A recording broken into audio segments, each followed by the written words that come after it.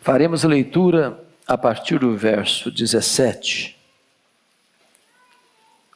até o final. A 1 Coríntios 11,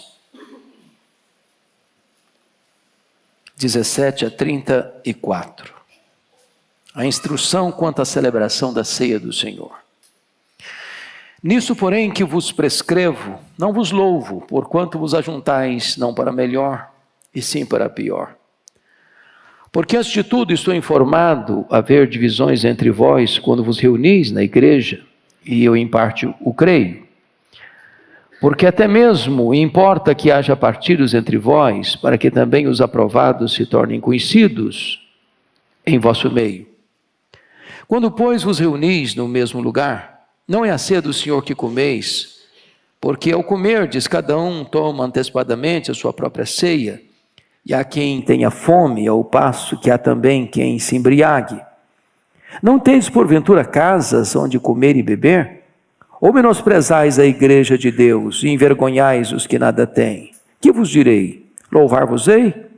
Nisso certamente não vos louvo. Porque eu recebi do Senhor o que também vos entreguei, que o Senhor Jesus, na noite em que foi traído, tomou o pão. E tendo dado graças, o partiu e disse: Isto é o meu corpo, que é dado por vós. Tomai, fazei isto em memória de mim. Por semelhante modo, depois de haver ceado, tomou também o cálice, dizendo: Este cálice é a nova aliança no meu sangue. Fazei isto todas as vezes que o beberdes, em memória de mim. Porque todas as vezes que comerdes este pão e beberdes o cálice, anunciais a morte do Senhor, até que Ele venha. Por isso, aquele que comer o pão ou beber o cálice do Senhor indignamente, será réu do corpo e do sangue do Senhor. Examine-se, pois, o homem a si mesmo, e assim coma do pão e beba do cálice. Pois quem come e bebe sem discernir o corpo, come e bebe juízo para si. Eis a razão porque há entre vós muitos fracos e doentes, e não poucos que dormem. Porque se nos julgássemos a nós mesmos, não seríamos julgados. Mas quando julgados, somos disciplinados pelo Senhor, para não sermos condenados com o mundo. Assim, pois, irmãos meus, quando vos reunis para comer, esperai uns pelos outros. Se alguém tem fome, come em casa, a fim de não vos reunirdes para juízo. Quantas demais coisas, eu as ordenarei quando for ter convosco. Eu quero refletir com os meus irmãos nesta noite sobre o tema A Ceia do Senhor, o sacrifício supremo. Esta mesa que está posta, com o pão e o vinho, chamado de Ceia do Senhor, é o elo de ligação entre as duas vindas do Senhor Jesus Cristo. Ela é o monumento da primeira vinda e ela é a promessa da segunda vinda. Talvez nenhum assunto, nenhum tema na igreja cristã, ao longo destes 20 séculos de cristianismo, foi um assunto mais debatido e mais polêmico do que a ceia do Senhor. Isso cristalizou em 4 posições principais nas igrejas ao longo desses séculos. A primeira posição romana, chamada de transubstanciação. A crença de que esses elementos, na hora da celebração da Eucaristia, mudam de substância e passam a ser carne, sangue, nervos, ossos e divindade de Cristo. Certamente nós não concordamos com essa vertente. Depois vem uma segunda visão, chamada de consubstanciação, defendida por Lutero. É que os elementos não se transubstanciam, mas Jesus está fisicamente presente nos elementos. Também nós não subscrevemos esse entendimento. Em terceiro lugar, vem a ideia de que a ceia é apenas um memorial, não passando de uma lembrança do que Cristo fez na cruz. Nós entendemos que essa também não é a melhor interpretação. Então vem uma quarta interpretação, que a igreja reformada entende e aceita, é que a ceia é um meio de graça. Ou seja, a ceia é um instrumento de edificação dado à igreja do Senhor Jesus Cristo. Talvez você achou um pouco estranho o começo da leitura, porque está tratando de um assunto que era da igreja de Corinto, e essa tradição da igreja de Corinto não perdurou na vida da igreja. A chamada festa do ágape, a festa do amor.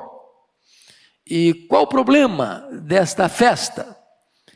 Trocando em miúdos, seria o que nós chamaríamos hoje de um ajunta-pratos. Os membros se reuniam, cada um trazia de casa comida, os ricos e os pobres, ali dividia então os pratos, para que todos pudessem ter uma boa refeição. Era uma oportunidade dos ricos serem generosos e os pobres terem também uma alimentação de qualidade, e dessa maneira demonstrarem o cuidado e o amor fraternal uns pelos outros.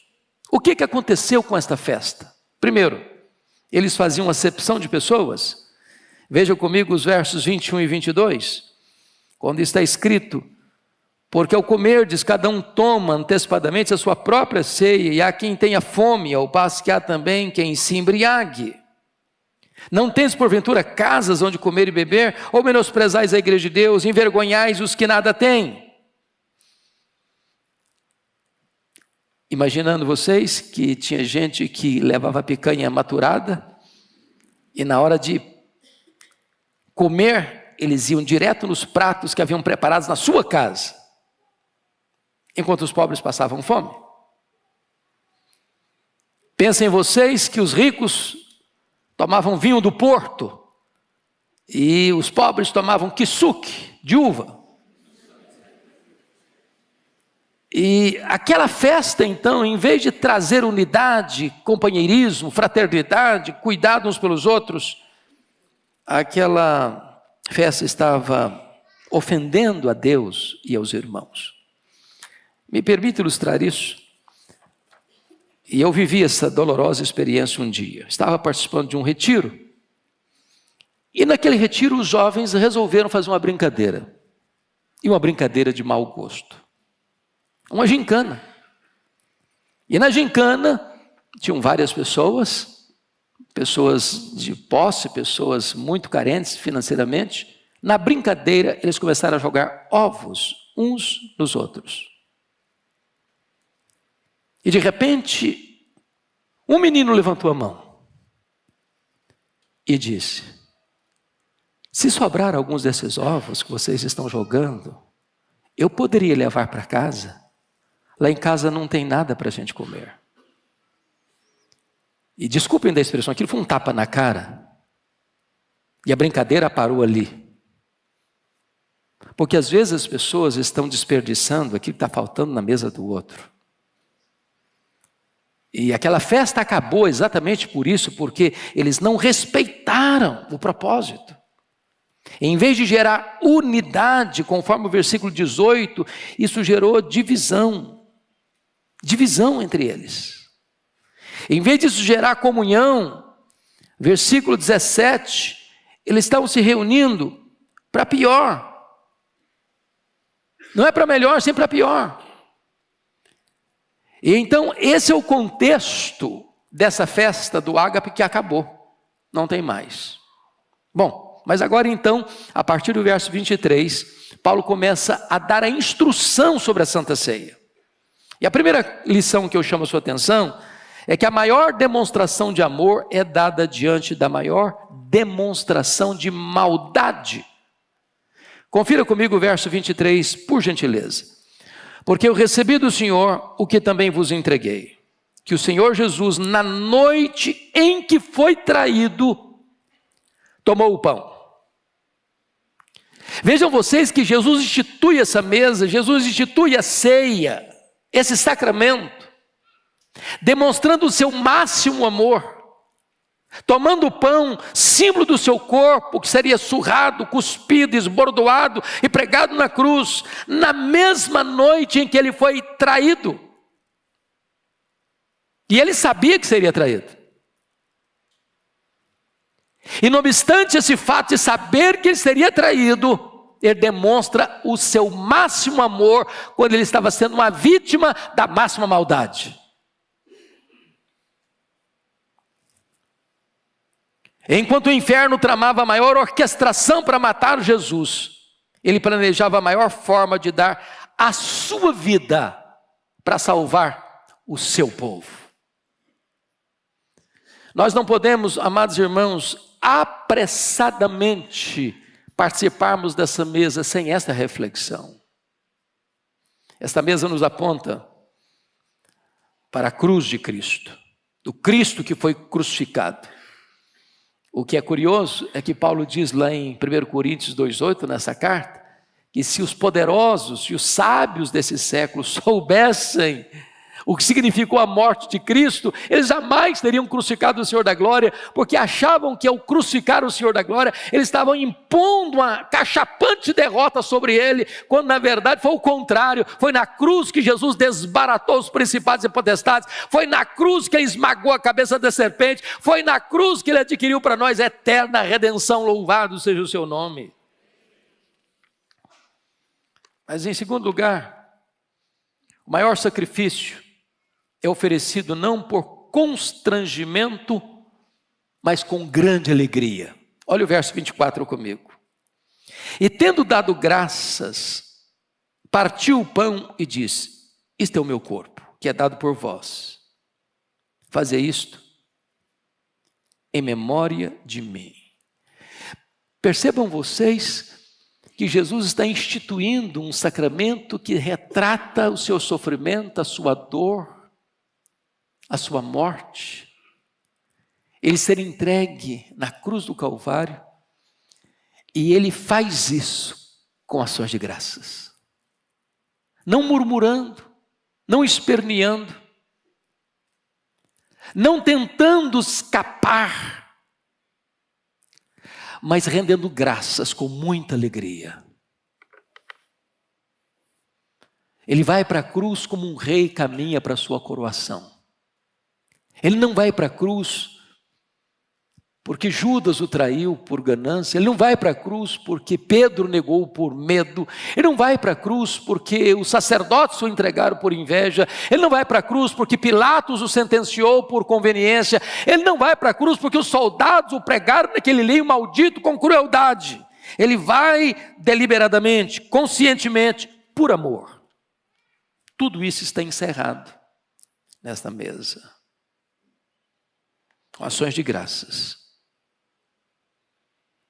uma entrega voluntária. E eu chamo a sua atenção para dois fatos que esse texto nos apresenta. Primeiramente, notem comigo, tendo dado graças, o partido diz: esse é o meu corpo que é dado por vós. Vejam, esse corpo é dado. E quem deu?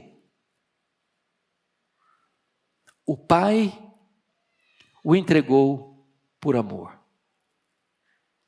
Você já pensou nisso? E quando o Pai o deu por amor? Antes da fundação do mundo. E quando o Pai o entregou por amor, não o entregou na ideia de que seu filho seria honrado, aplaudido, reconhecido, valorizado, exaltado, mas plenamente certo de que ele seria cuspido, esbordoado, vilipendiado, humilhado, preso numa cruz.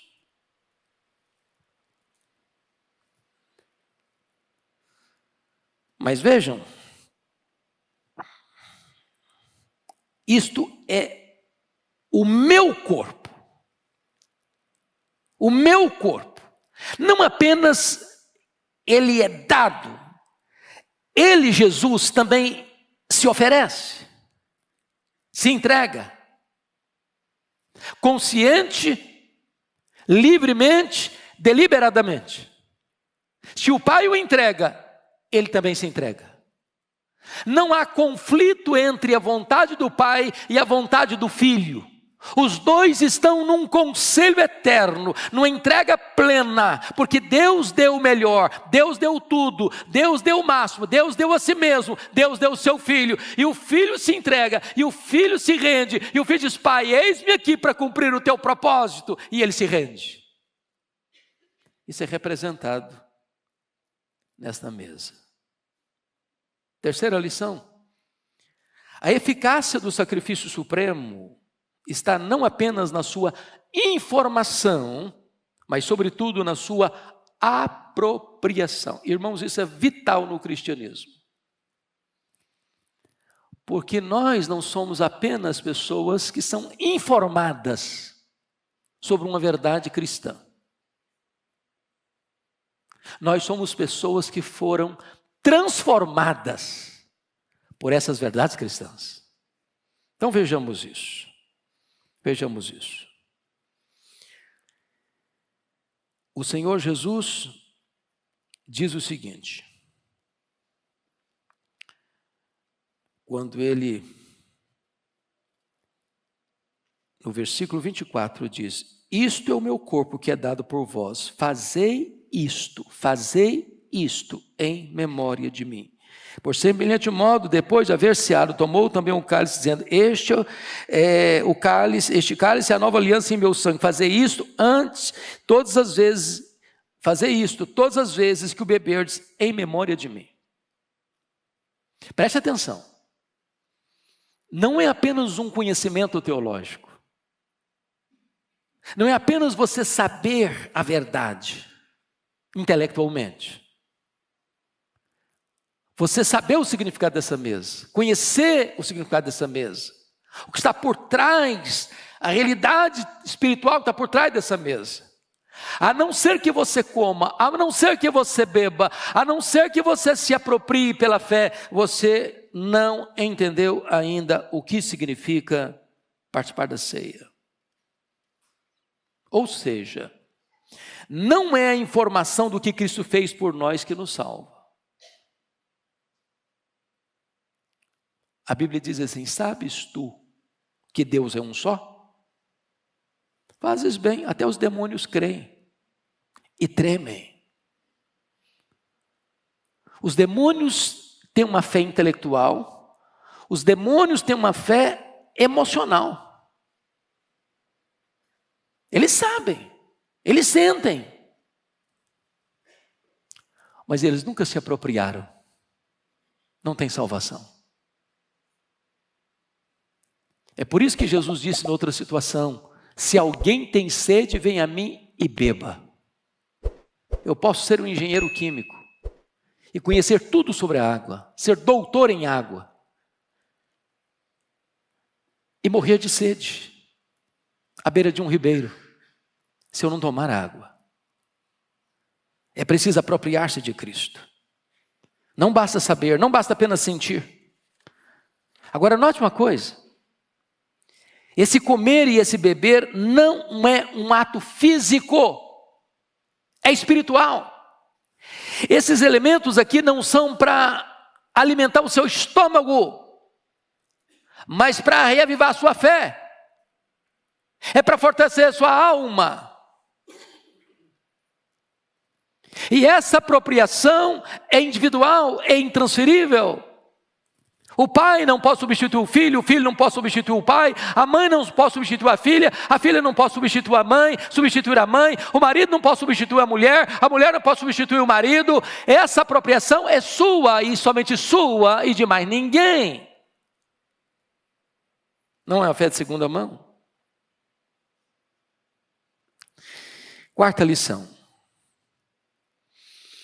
O sacrifício supremo é o grande marco do cristianismo que deve ser relembrado.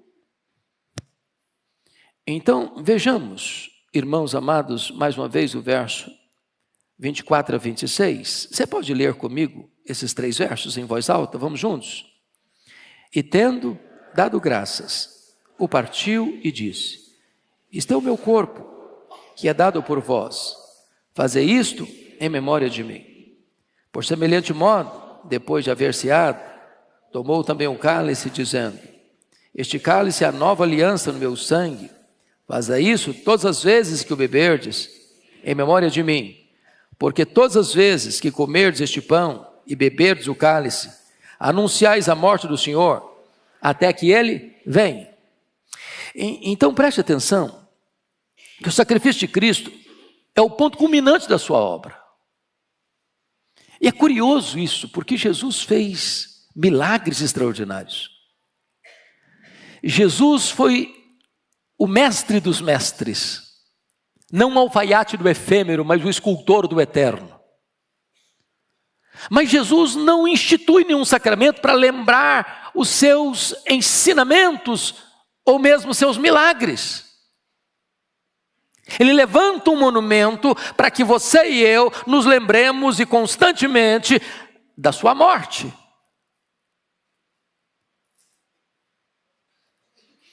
É por isso, meus amados irmãos, que quando esta igreja convoca os seus membros e chama aqui a sua liderança à frente, porque ela está dizendo o seguinte: olha, nós estamos juntos nesse projeto. Mas que projeto? Mas para quê? Mais um prédio em São Paulo, é por isso? Está faltando prédio em São Paulo, é por isso? Não, não. É porque esta igreja tem uma mensagem. E só tem uma mensagem. E como o pastor Aleval nos alertou agora há pouco, nós esperamos que as futuras gerações não abandonem essa mensagem. E que mensagem é essa? É pregar Cristo e este crucificado.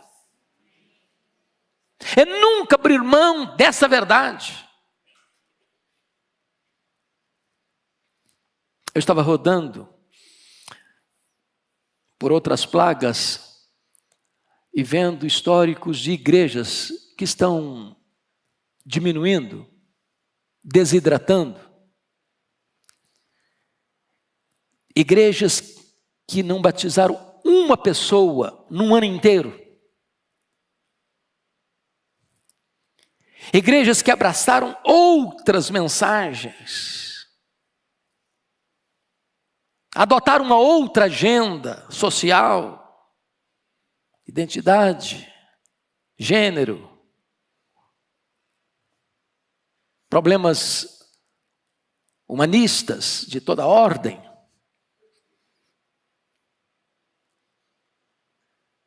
E aí eu encontro uma dessas igrejas vivas, forte, crescente. E eu perguntei: qual o motivo? Qual a razão? E a resposta que eu ouvi foi esta: não tem segredo, é que nós aqui pregamos o evangelho puro e simples. Tem muita gente hoje perguntando: como é que se mantém um jovem na igreja? Como é que se mantém um adolescente na igreja? Como é que traz criança para a igreja? Como é que a igreja pode ser uma igreja viva? Se for pregar novidade, novidade não satisfaz. Se for buscar a agenda do mundo não satisfaz. Mas se nós pregarmos Cristo e este crucificado, esta mensagem é poderosa, esta mensagem é transformadora, esta mensagem vai atrair pessoas, porque o evangelho é o poder de Deus para a salvação de todo aquele que crê. Esta igreja não desafia você a entrar num grande e ousado projeto apenas porque quer ter um templo bonito, apenas porque a liderança possa aparecer. 1000 vezes não. Nós queremos é que a igreja continue pregando e permaneça pregando e pregue Jesus até que Ele venha.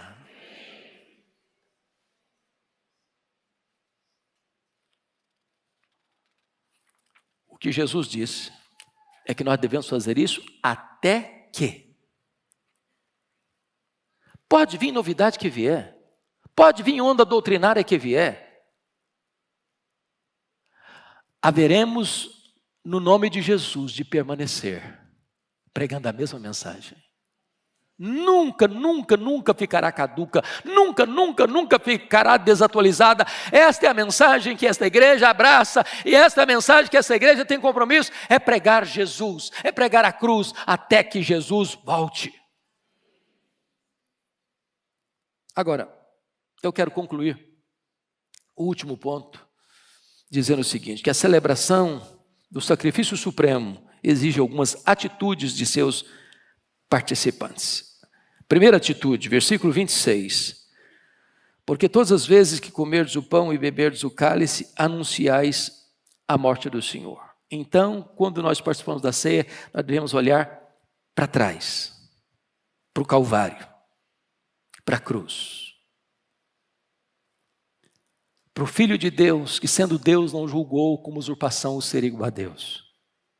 Antes a si mesmo se esvaziou, assumindo a forma de servo, humilhando-se até a morte e morte de cruz. Ali ele foi cuspido, ali ele foi esbordoado, ali ele foi vilipendiado. Ali ele foi pregado numa cruz. Ali ele morreu pelos nossos pecados. Ali ele verteu o seu sangue para nos limpar e nos lavar de todo o pecado. Temos que olhar para trás, para o que ele fez. Mas em segundo lugar, versículo 26, na parte B, diz: até que ele venha, nós precisamos olhar para frente. Precisamos olhar com expectativa para a volta do Senhor Jesus. Os sinais estão aí e são eloquentes. E ele voltará. Pessoalmente, visivelmente, audivelmente, repentinamente, inesperadamente, inescapavelmente, vitoriosamente, gloriosamente. Ele vem, cedo vem. É a promessa que temos nesse texto. Então, quando nós participamos dessa mesa, nós olhamos para o Calvário e nós olhamos para a parousia, para a segunda vinda. Mas em terceiro lugar, nós devemos olhar para dentro. Se você perceber comigo, a partir do verso 27 até o verso 32, o cuidado do apóstolo Paulo é ensinar a igreja de que nós não podemos ser apressados ao participar dessa mesa. Precisamos de avaliação. Não podemos ser assodados sem reflexão. Porque comer o pão e beber o cálice sem discernimento do corpo, que corpo? O corpo de Cristo partido, aliás, entregue na cruz, e o corpo místico de Cristo, a igreja. Se eu participar sem entender isso, eu participo para trazer juízo sobre mim e não bênção sobre mim.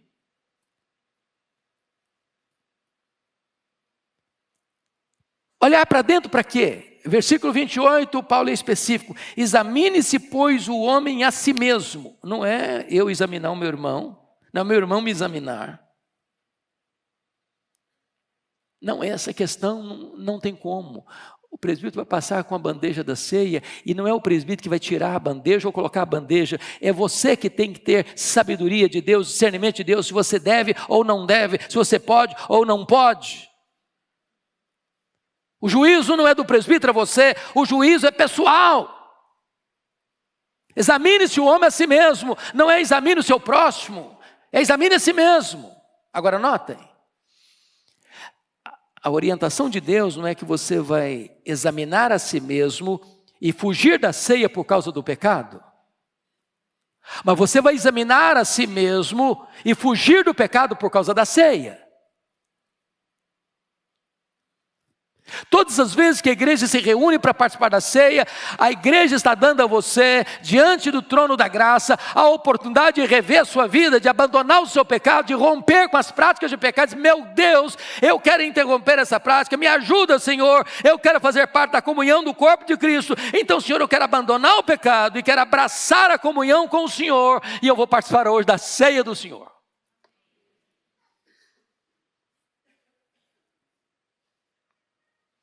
É claro que ao olhar para dentro você precisa perguntar: eu tenho vida em Cristo? Eu tenho fome espiritual? Eu tenho discernimento espiritual? Porque o que é, na verdade, o que Paulo diz aqui, por exemplo, da questão da dignidade? Versículo 27, por isso aquele que comer o pão ou beber o cálice do Senhor indignamente será réu do corpo e do sangue. O que é ser digno para participar da ceia? Eu gosto da explicação do nosso irmão João Calvino. Ele diz assim: ser digno para participar da ceia é a consciência de que eu sou indigno. Seria uma loucura você estufar o peito e dizer, eu sou digno, porque eu sou uma pessoa maravilhosa, então eu tenho todo o direito de participar da ceia, porque eu sou o tal. Não, esse espírito farisaico não seria a dignidade. A dignidade é quando eu digo, ai de mim, Senhor, eu sou um pecador, mas eu fui lavado pelo sangue, eu fui alcançado pela graça, então o Senhor tem misericórdia de mim e eu quero participar desse banquete da graça nessa hora. Então, mais do que isso, Paulo está nos alertando que a ceia é um banquete perigoso para quem vive despercebidamente no pecado. E eu chamo a sua atenção para os versos 29 a 32. Pois quem come e bebe sem discernir o corpo, come e bebe juízo para si. Eis a razão porque entre vós muitos fracos e doentes, e não poucos que dormem.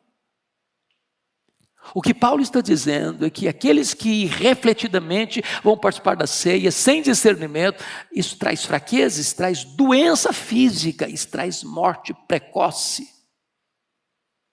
traz disciplina de Deus.